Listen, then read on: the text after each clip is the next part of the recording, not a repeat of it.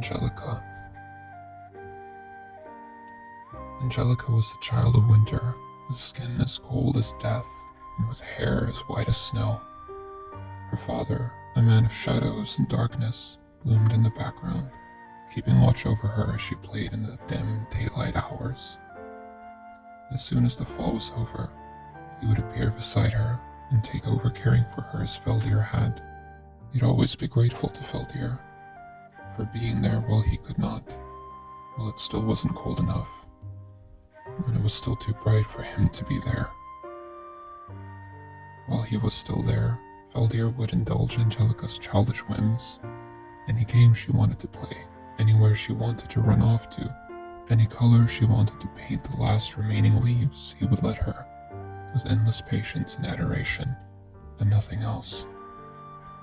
Angelica always insisted on having a crown, and being a fairy. So, every year, her father would painstakingly make her a new set of wings out of ice, and a crown out of snow, for her to feel like a princess and a magical fairy creature.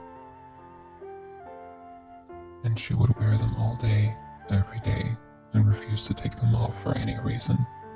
And he would sing her to sleep at night, and by day she would hum the lullabies to herself, unaware of what she was doing. And without either of them knowing it, their lullabies would keep the animals hibernating all throughout the winter. And she dreamt sweet dreams of ice and snow, and whatever she dreamt, the weather would follow.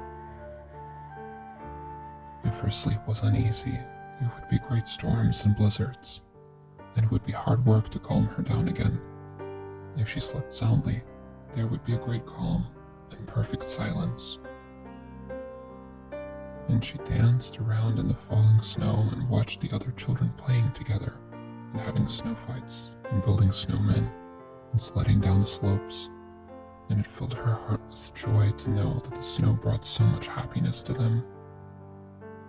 And slowly but surely, the winter got warmer, the snow started to melt, and the sky grew brighter, too bright for her shadow father to still be around.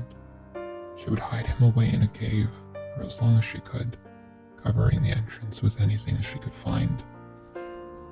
Of course, sooner or later, he could no longer be there, but her favorite friend to play with would come along that same day every single time, and for a short while she had someone else to play with, the spirit of spring, with big doe eyes and long hair full of flowers. Angelica could never remember the last time she went to sleep, but she would wake up every year around the end of fall in a big cold lake underground, and there would be one lone wolf watching over her, one that the spirit of spring had asked to be there until she found Feldir.